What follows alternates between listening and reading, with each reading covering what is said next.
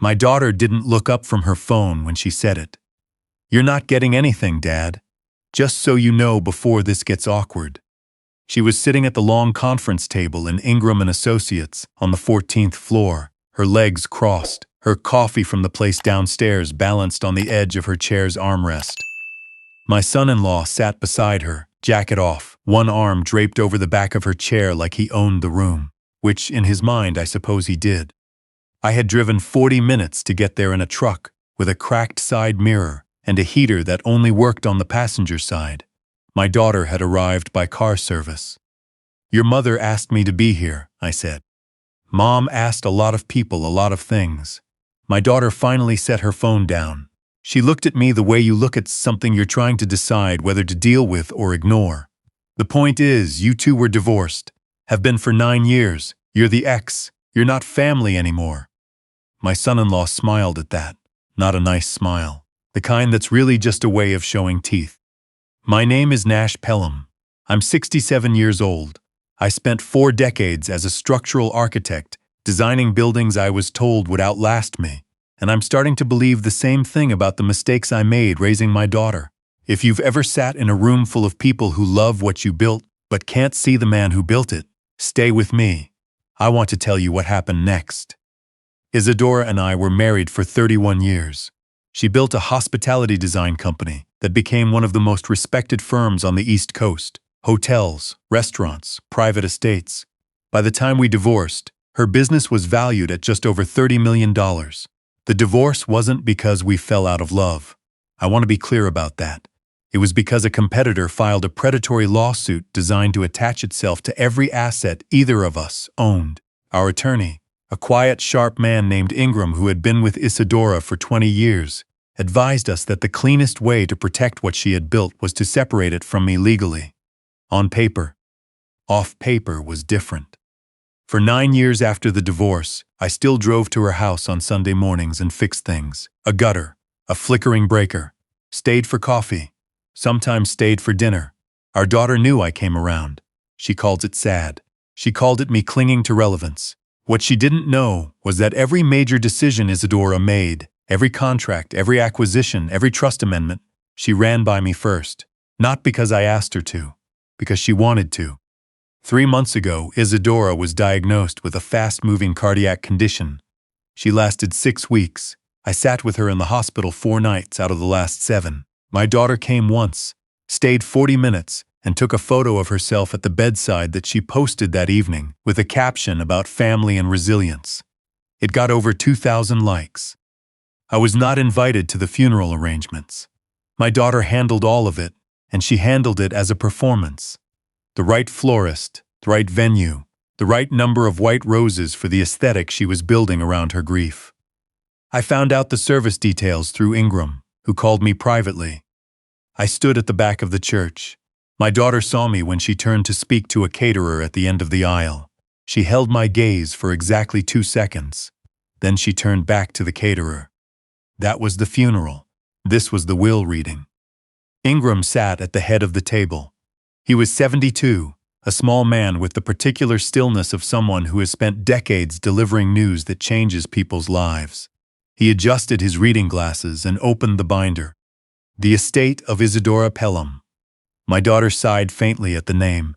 Isadora had kept mine after the divorce, which was the one thing my daughter never seemed to notice or appreciate.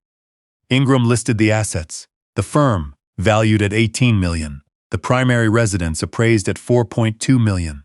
Investment portfolios totaling $9 million. A vacation property in coastal Maine worth $1.8 million. Total, $33 million. My son-in-law was doing the math on his phone. I watched his thumbs move.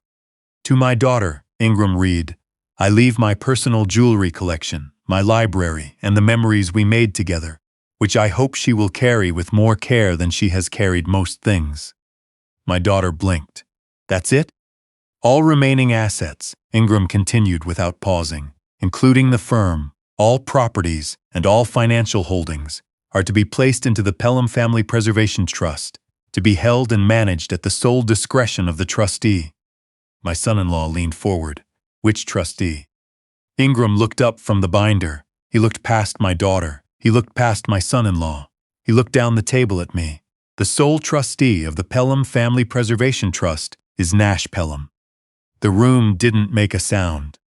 My daughter turned in her chair slowly. She looked at me the way you look at something that has appeared where it shouldn't be. What? Your father, Ingram said, has full and final authority over every asset in this trust. All decisions regarding distributions, property, the firm's operations, and any sale of holdings require his explicit written approval. He's the ex-husband, my son-in-law said. His voice had gone flat. He is the trustee, Ingram replied. My daughter stood up. Her chair scraped back hard against the floor. This is not what she wanted. I was with her every day. You were with her on 17 occasions over her final 6 weeks, Ingram said quietly without looking up. Your father was with her on 41.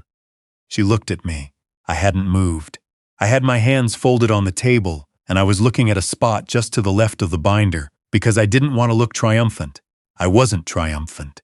I was tired, and I missed Isadora, and I had known this moment was coming for 3 months, and it still felt nothing like I expected it to. Dad, her voice had changed, softer. Dad, we need to talk about this privately. There's clearly been some kind of mistake. Mom was sick. She wasn't thinking clearly. She was thinking very clearly, Ingram said. She drafted this trust amendment 14 months ago and had it independently witnessed by 3 parties, none of whom were related to this family. My daughter picked up her bag. She took her coffee. She looked at me one more time. You did this, she said. She walked out. My son-in-law followed, pausing at the door long enough to give me a look that was meant to communicate something. A warning, maybe, or just the particular anger of a man who had already spent money he didn't have yet. Ingram closed the binder. That went about how I expected, he said. Give it a week, I said. It took 4 days. My daughter launched her campaign the way she launched everything, on social media. She went live on a Tuesday evening wearing no makeup, which in her world was a costume choice, not a choice.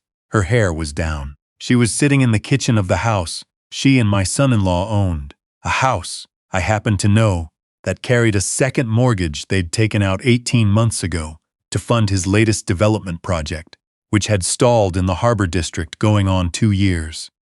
I need to talk about something really painful, she told the camera. Her viewer count climbed fast. She had built her following around a lifestyle brand, home interiors, travel, the aesthetics of a life that looked expensive and effortless. Grief was a new register for her, but she found it quickly. My mother just passed away, and her ex-husband, my dad, is using a loophole in her will to control everything she left behind. He's holding my inheritance hostage. The comments came in fast. Heart emojis, rage emojis, people telling her to sue, people asking for the attorney's name so they could leave bad reviews. I watched it on my laptop at the kitchen table of the rental I'd lived in for 9 years, with a cup of instant coffee and the particular calm of a man who has spent his career calculating loads that other people thought were unmovable.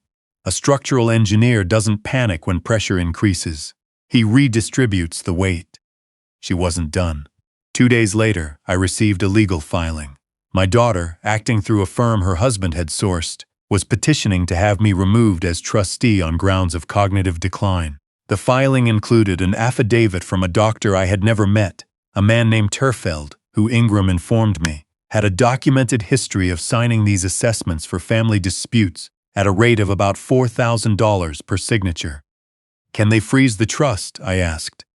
Temporarily, while the court evaluates competency. It would tie up the assets for months.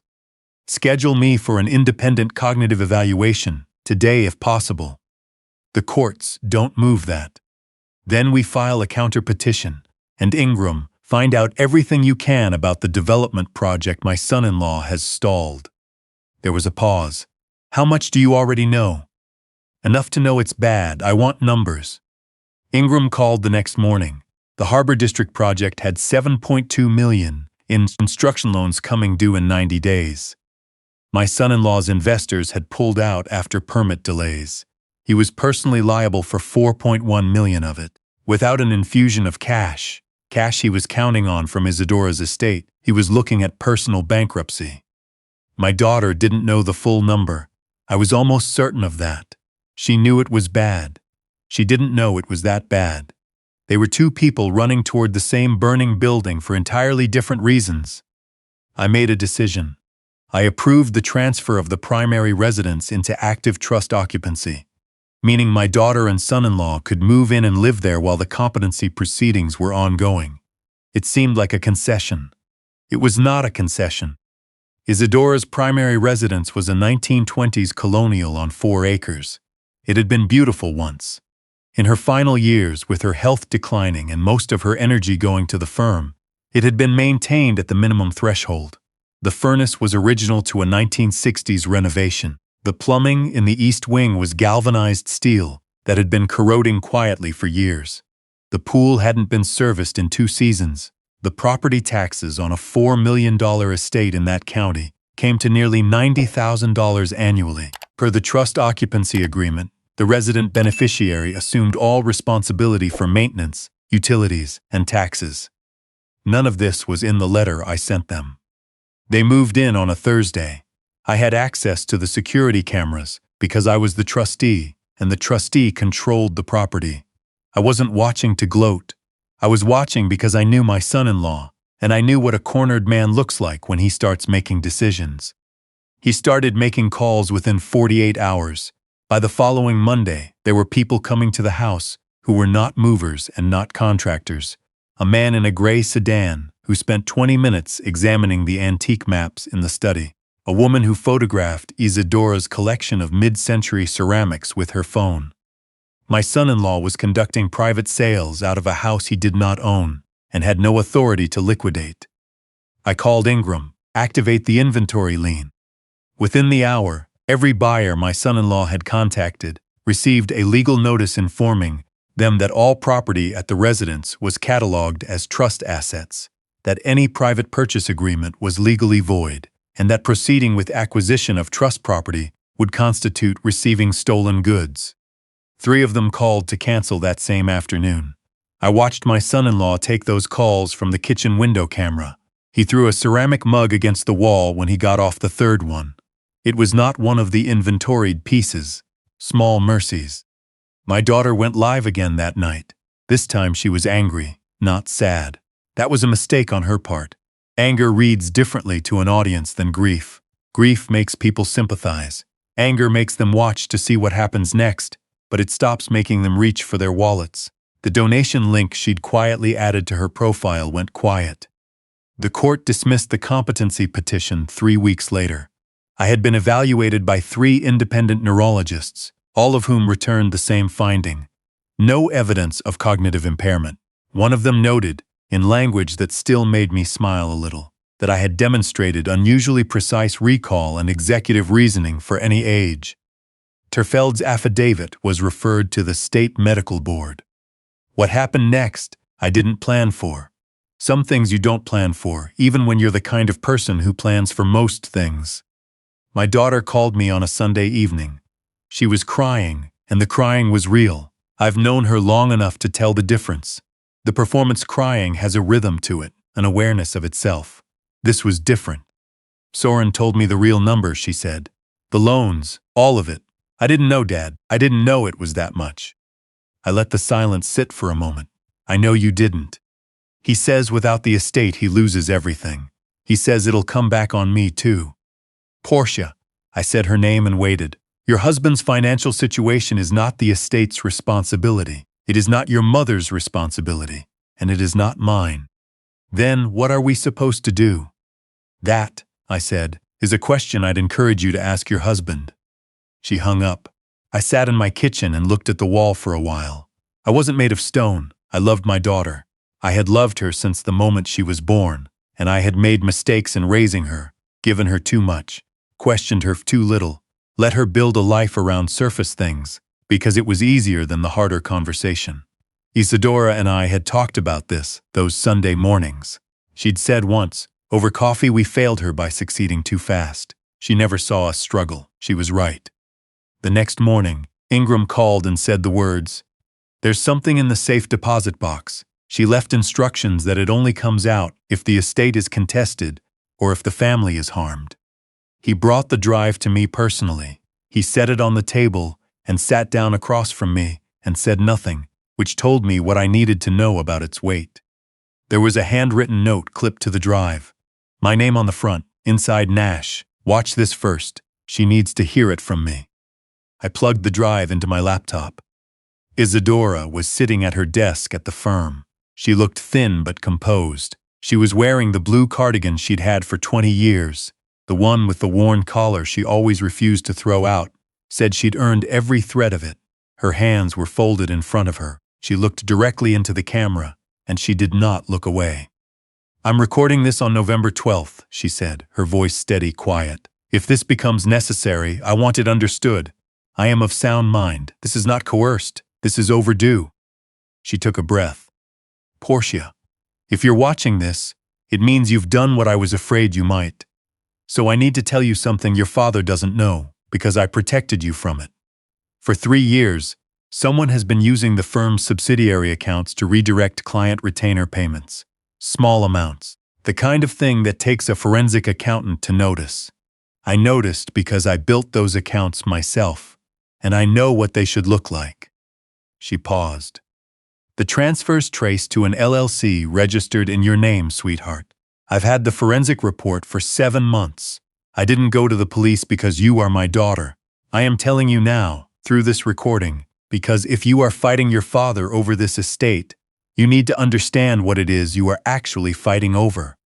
You are claiming money you have already been taking. The report is with Ingram. He will know when to use it. She reached forward. The screen went dark. I sat at the table for a long time, not thinking about strategy, just sitting. The forensic report showed $412,000 redirected over 31 months. My daughter had not told her husband. She had her own reasons for wanting the estate, separate from his. 2 people chasing the same exit for entirely different debts. Ingram filed the report with the district attorney's office on a Thursday afternoon. The criminal case took 11 months to resolve. My daughter accepted a plea. She served 4 months of a suspended sentence, paid full restitution from her personal accounts, not a cent of trust money, and completed 2 years of supervised probation. My son-in-law's development project went into receivership. He moved to another city. She did not go with him. I drove to see her the day after her sentencing. She was staying in an apartment not far from where she grew up. She answered the door in jeans and a plain sweatshirt and looked smaller than I remembered, which is what consequence does to a person. She didn't say anything. She just stepped back and let me in. We sat at her kitchen table. She made coffee badly. She'd never learned, always had someone to make it for her, and we drank it anyway. I don't understand why she didn't turn me in, my daughter said. She was your mother, I said. She should have turned me in. Probably, I said. She looked down at her hands. What are you going to do with the estate? What she asked me to do. Isadora had left blueprints in the safe deposit box alongside the drive. She'd drawn them herself, working with a designer friend over the previous year. The firm's headquarters, remodeled, half converted into a residency program for emerging designers who couldn't afford the city. A workshop space, an archive of her work, open to students, open to anyone, her name on the door. The other half of the estate's income was earmarked, per the trust documents, for a workforce housing design initiative, the kind of development that doesn't get built because it doesn't pencil out for people like my son-in-law. Isadora had believed her whole life that good design shouldn't be rationed by income. I had believed the same thing. It was one of the first things we ever agreed on, before the firm, before the money, before any of it. We were 26 years old and broke and certain, the way young people are when they haven't yet been taught to be afraid. I used the trust to fund the first phase. I oversaw the remodel personally, because I am an architect and old habits are harder to break than most things, and because Isadora would have wanted someone who understood load-bearing walls making the decisions about her walls. The residency program launched 18 months after the sentencing. 12 designers in the first cohort. The archive opened to the public the same week. My daughter came to the opening. She stood at the back of the room, the way I had stood at the back of the church, and looked at the wall where Isadora's early sketches had been framed and hung. Work from before the company, Before the money, before my daughter was born. Work from when Isadora was young, and building something from nothing with her own hands. I walked over and stood beside her. She didn't say anything for a long time. Then she said, "She was better than I remembered." "She was exactly who you thought she was," I said. "You just weren't paying attention." She nodded. She stayed for the whole reception. She talked to two of the residents, young designers, early 20s, hungry in the specific way that people are when they haven't yet had everything handed to them. She listened, actually listened. She called me the following week and asked if the residency needed administrative help. I told her the program had a coordinator. She asked if the coordinator needed an assistant. I said I'd make a call. She started the following Monday. She was paid from the residency's operating budget like everyone else, at a rate I did not set. No camera, no following. She took the bus. I don't know what she will become. That is not something I can design for her. The only structures I know how to build are the ones made of steel and concrete and glass, the ones engineered to carry weight without flinching. A person has to build themselves. I know that now in a way I wish I had known 30 years ago, when it would have mattered differently. I still drive the truck with the cracked mirror. 11 years and it has never let me down, which is more than I can say for most things that looked better on the surface. I still have coffee on Sunday mornings. Alone, mostly. Sometimes Ingram comes by. Sometimes one of the residents from the program who found my number and calls, with a question I'm almost always glad to answer. Isadora's office at the firm is the one room we kept intact. Her desk, her chair, the blue cardigan hung on the back of the door like she just stepped out for a moment. I sit in there sometimes and don't do much of anything. Not because I'm only sad, though I am, because it still feels most like the life we actually lived, not the one people saw, but the one underneath it. She knew what she was doing when she left me in charge. She knew I would be slow and deliberate and stubborn, and that I would not let our daughter burn it all down to pay off a debt that was never the money's fault to begin with. She also knew I would eventually let our daughter back in. That is the thing about people who have known you a long time. They account for the parts of you that you don't always lead with. Isadora built her whole career on seeing what a space could become, not just what it was. She looked at me the same way. I think that's the best thing one person can do for another. See what they could become. Hold the structure steady while they figure out how to grow into it. The archive closes at 5. I have a meeting with the second cohort at 3. I should get going.